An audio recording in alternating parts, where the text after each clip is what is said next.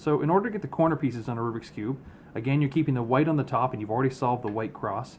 The next thing is to look for corner pieces like this. Now this one's already in the right orientation because it's red on this side, green on this side, and white on top.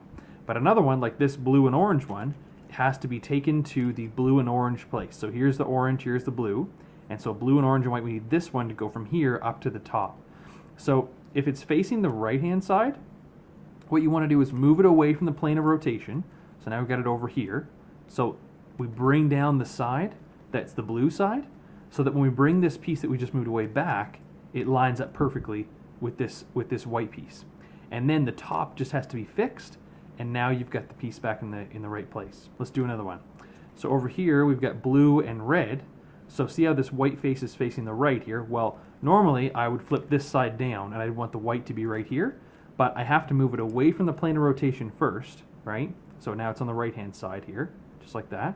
And then I would have to bring it down and then correct that bottom again. So now the white lines up and bring the whole thing back to the top. And now that piece lines up with the blue, the red, and the white.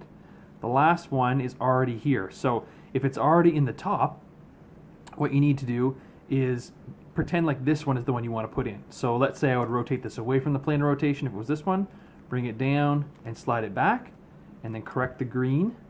And now I've got this white one on the bottom here. It's just different that way now.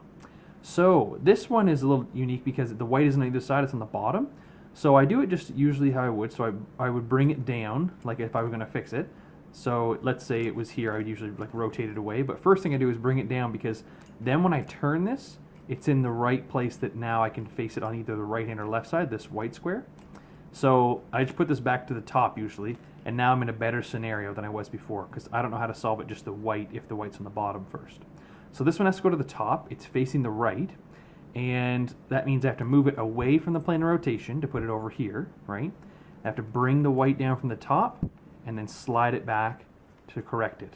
Go back to the top, and now that is the entire top cube formed, and you should see these T's everywhere. So there's a T on every side of orange, you know, blue, red, and green, and the white is all still good on the top. And that is step number 2. So just one more time here, I'll just get rid of a corner. Let's see here. So let's say it started like this, right? And you want to fix this corner in the top. You would first get it down off of the plane of rotation. So you bring it down, get it away, fix the top. Now you're back here with that white on the bottom scenario, right? So you want to pretend like this was just the one that you wanted to bring down. So you just bring it down. Here's your white over here, right? The white on this side. Oh, I got out of the camera a little bit. So I would turn this all the way away from the plane of rotation, get this back to the top fixed, and now I have this piece ready to go.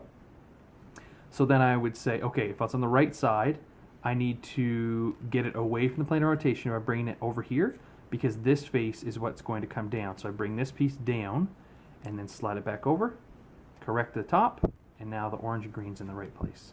And that's how you solve the top. So you've got all the corner pieces and the top piece. And next we're going to do the middle corner, middle edge pieces.